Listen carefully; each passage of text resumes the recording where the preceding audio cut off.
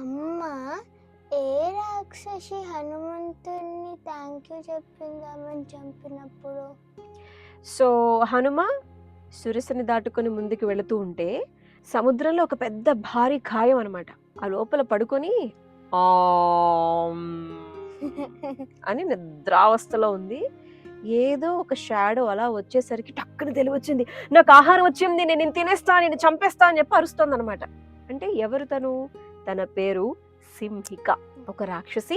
తనకున్నటువంటి పవర్ ఏంటి అంటే గనక సముద్రం మీదుగా వెళుతున్నటువంటి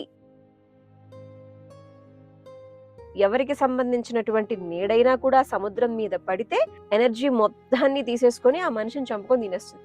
ఇప్పుడు వస్తుంది ఎవరు? సాక్షాత్తు హనుమంతుల వారు. అలా ఆకాశ పయనం చేస్తున్నారు, సముద్రం మీదుగా వెళుతూ ఉన్నారు. ఆయన నీడ ఎప్పుడైతే గనక తన ఛాయల్లోకి వచ్చిందో వెంటనే చాలా ఫాస్ట్ గా వెళ్తున్నారు హనుమంతుడు. తెలియకుండానే ఎనర్జీ అంతా తగ్గిపోయి కొంచెం స్లోగా వెళ్తున్నారంట. ఇదేంటి, నేను చాలా ఫాస్ట్ గా వెళ్తున్నాను కదా, ఇంత స్లో అయిపోయినట్టు సడన్ గా అని చెప్పి కిందకి చూస్తే రాక్షసి అలా వాటర్ లో పడుకొని ఉంది, పెద్దగా పెద్ద శరీరం పెట్టుకొని. రా, నిన్ను చంపేస్తా నేను అని అంటున్నాడు. అవునా, నన్ను చంపేస్తావా, సరే అని చెప్పేసి చిన్నగా అయిపోయారంట, మళ్ళీ పెద్దగా అయిపోయారంట. ఆహా, ఇదేం కుదరదు, నిన్ను చంపేస్తాను ఈ రోజు అని చెప్పి మళ్ళీ అంటే సరే చంపే అని చెప్పి మళ్ళీ చిన్నగా అయిపోయి ఆ అని చెప్పి రాక్షసి నోరు తెరిస్తే ఆవిడ నోట్లోకి వెళ్ళిపోయి మళ్ళీ వెంటనే పెద్దగా అయిపోయారు.